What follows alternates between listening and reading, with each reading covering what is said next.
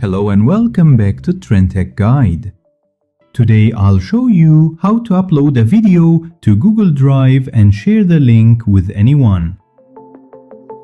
First, open the Google Drive app or go to drive.google.com on your browser and log in to your Google account. Next, click or tap the New button and select File Upload. Choose the video file you want to upload from your device.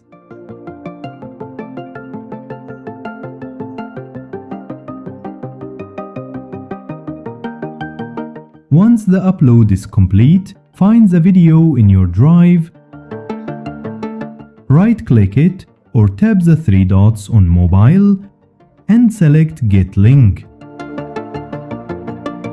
In the sharing settings, adjust the permissions to anyone with the link if you want anyone to view it.